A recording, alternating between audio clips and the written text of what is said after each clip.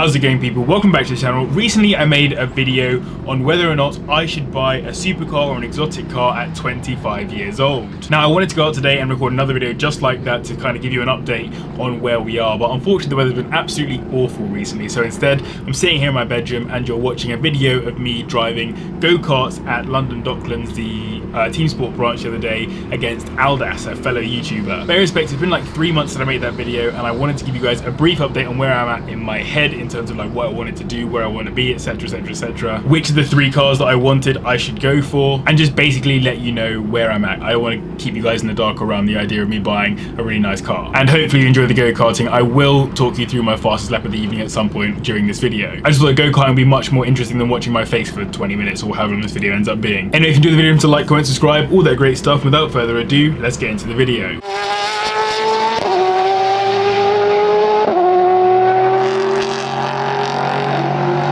So I wanted to start by saying an absolutely massive thank you to all of you guys for so many nice comments on my previous video. When I started making it, I was slightly worried it was going to come across as maybe boastful or come across as being like, I don't know, an annoying YouTuber who's trying to spend loads of money and show off and do all that kind of stuff. And clearly you guys kind of got the idea that I was going for, that it wasn't that. Instead I was just basically asking for advice and kind of trying to celebrate where we had come to with the channel. And loads of you have given me really solid advice both for and against buying an exotic at my young-ish age. And that got me really happy to realize that my audience is actually quite switched on. Like, I can ask you guys questions about stuff and you guys can be actually useful and reasonable responses. It wasn't just like, oh my gosh, buy an exotic car, you should do it, you should do it, you should do it. It was like, you should buy an exotic car because, and then insert a whole bunch of actually well-reasoned reasons there. Or you should not buy an exotic car because, again, insert financial reasons, etc, etc, etc. So that really did gas me up. Thank you very much for your comments.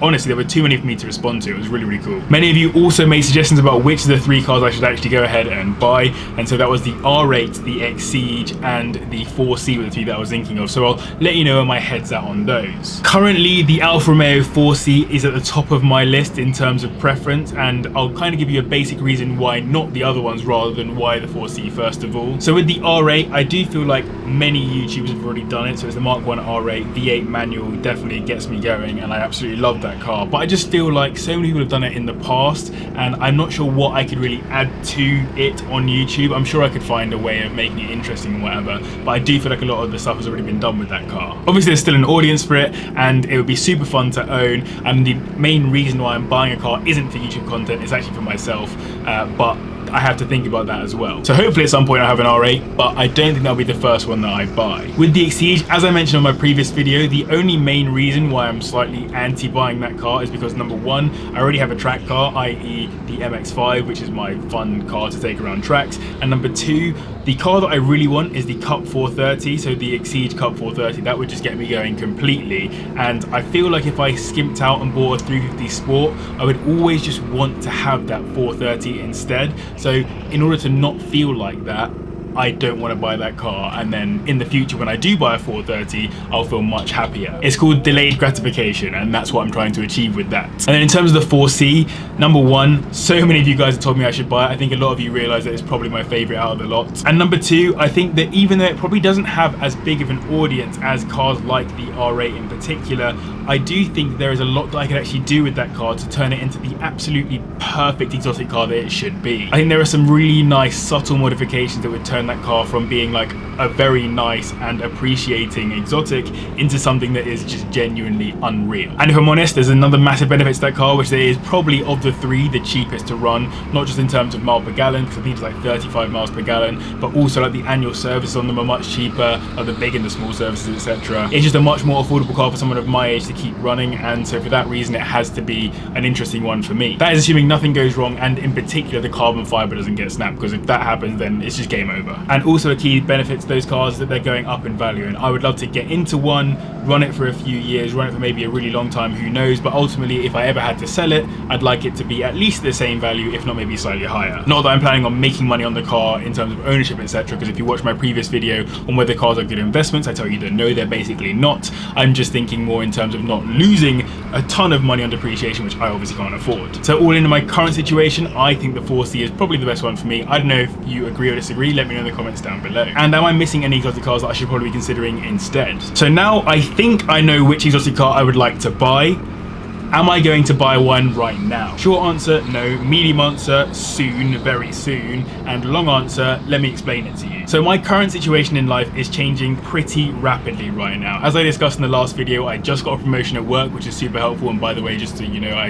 am a consultant in financial services at a professional business services firm. And my YouTube channel is doing much better. This year has been the best year ever for this channel on YouTube in terms of views, in terms of subscribers, in terms of engagement, and of course also in terms of extra money. And another thing that is in a massive state of change right now is that I'm planning on finally, after 25 years, well, minus my university years, leaving home to go and buy and live in a house in central London. And by house I mean flat, by the way, but I'll probably keep calling it a house just because that's how it is. So I mentioned in my last video that I wanted to buy a house, and one of the questions I had for you was, should I buy a house first or a supercar first? And the vast majority of you actually just said to me, you should get a house or a flat or whatever it is first, because it's just the best idea in terms of getting on the property ladder and making sure that you take advantage of the fact that generally, I'm not sure about right now because the market looks a bit sketchy, but generally house prices go up over extended periods of time. Plus, another key thing is that I don't really want to be renting right now. The reason why I have stayed at home for such a long time after university was to save for a deposit in order to buy a house. If I start spending my deposit money for a house onto a car, it just doesn't seem like a good financial decision to make. And I want to be a little bit of a role model for my younger audience here on YouTube, because a whole bunch of you guys I know watch the first car videos, and I don't want to start just spending shed loads of money on supercars and exotic cars that I can afford but shouldn't probably afford. Everything in my being, of course, wants to buy an exotic car or a supercar or something like that, and I will buy one hopefully within the next sort of 12 months or so. But ultimately I know that the priority right now has to be the house. So I've put all of my money as like a ring-fenced area of just that is going into the house as a step one, and then once I have the house I can then start to look at the exotic. And the reason why I'm putting the house before the car is for one key reason in particular. I want to drive a lot of supercars in the future. My mind is not about having shed loads of money, it's about having lots of cars. And I know that's probably a bad thing to do and to say, and it's definitely not a good idea, but I want to have, drive and experience lots of different cars, hence the channel's called Cars with JB. And the only way to be able to afford to drive lots of nice cars in the future is to start amassing wealth earlier on in life. So by taking advantage of doing well at work and also capitalizing on the good growth we've had on YouTube recently,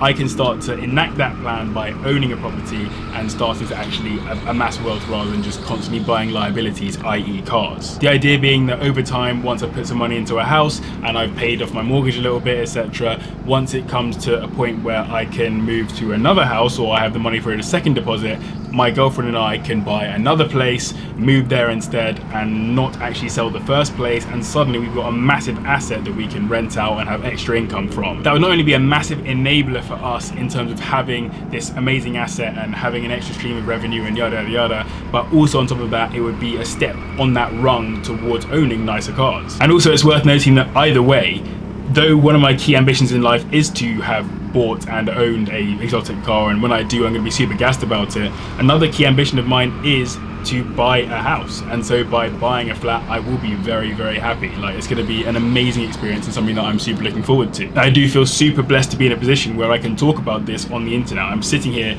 like thinking to myself, how in the world have I reached a stage where I'm going to be buying a flat or a house or whatever it is? Like, it is a big deal to me. So let's have a think about my current timeline then. Step one, my girlfriend and I are actively looking to buy, hopefully by sort of towards autumn time this year. We're buying in central London. It's quite a difficult place to buy. It's expensive. It's, yeah, we're not sure about the market, etc., but we're trying to buy before the end of this year, preferably by autumn. Once we've got the property and we have furnished it, we will then reconsider our financial situation as a pair. My goal then would be to get a deposit together for the 4C using only my revenue off of YouTube, which I think is probably pretty possible, and then pay the higher purchase monthlies on a 4C also using only my YouTube revenue, which again is already more than feasible, but I just want to make sure that I've got that house first. And the idea being that I treat the 4C like a savings account basically. So I'll have the 4C, I'll be putting money into it. Yes, of course, it won't be a savings account. It's got interest, so it doesn't like work like a savings account, but at the same time make some great YouTube content with it and just personally enjoy it and just know that I've achieved something that I've always wanted to achieve. Then, as I mentioned, when it comes to buying our next property many years later, even though I'll already be saving for that property outside of the car anyway,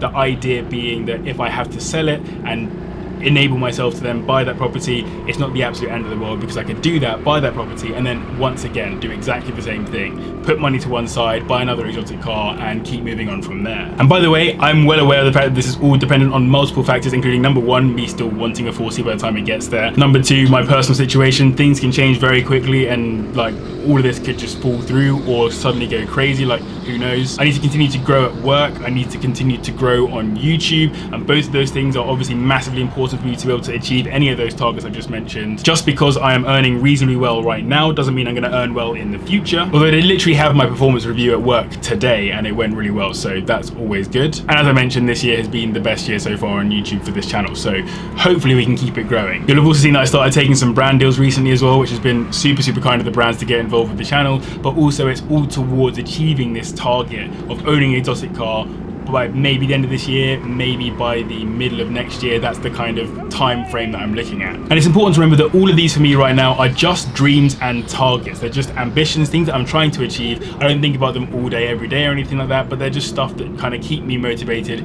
keep me focusing, keep me making content for you guys. And with that in mind, you guys need to make sure that you keep me honest, make sure that I am making the good content that you guys want to see, making sure that I'm making the right topics, doing the right videos, and then if I'm doing all of those things, you're enjoying the content and you like what I'm putting out, then sorting me out by subscribing, liking, and letting me know in the comments as well. And so far you guys have done exactly that, and I am continuing to push and make content for you guys on YouTube. And yes, this video is a difficult one actually for me to make, just because I find it really weird doing this kind of stuff. Like if you think back to when I first started this YouTube channel, I was £2,000 in my overdraft at university. I had no money, like literally nothing at all. Very fortunate to have parents that could look after me and whatever, but they're not putting anything towards me buying a house or anything like that. What they have done is give me the opportunity to stay at home, to save all this money, because they're not sort of like, I'm not rich parents or anything like that. I've come from that situation of being £2,000 in my overdraft, just enjoying university, as I think many people do, to now being in a situation where I'm going to hopefully buy a house this year, and hopefully within the next 12 calendar months buy an exotic car. That is a ridiculous and crazy and hugely blessed position to be in, and I do not take it lightly. So massive thank you to you guys for all of your support, because it would not be possible without you, and yeah, it's just crazy. Oh, and if you're worried about any of my other projects and the spending that I'm putting into the MX-5 and the Polo and all that other kind of stuff, I've spent like $3 grand on parts for the MX-5. They're all sitting directly below me, literally downstairs right now. So that stuff will all get put onto the car very soon, and you'll see many videos on it. So now, let me talk you through one of these laps. In fact, my fastest lap of the evening. All right, so here we are coming around the final corner then. Coming onto the main straight, this is where the start finish is. Coming as wide in here as possible. Probably a little bit too much slide there, if I'm perfectly honest. It's just like maybe a little bit too much to get the run out there, but I still got a decent run out of it. Flat out all the way through this right-hander here, coming back out wide again, and then trying not to slide too much through here. I still got a little bit too much slip, if I'm honest. You kind of want to keep that as sort of chilled out as possible coming through there, and then flat out back through this section here. Should be flat all the way up through this right-hander as well.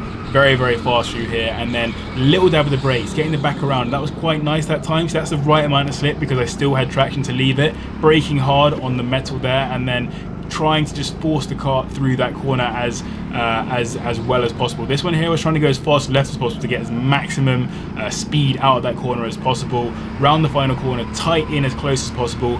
Came back through here for a 59.6, which is really decent. Then you can see all sorts of madness took place immediately after that.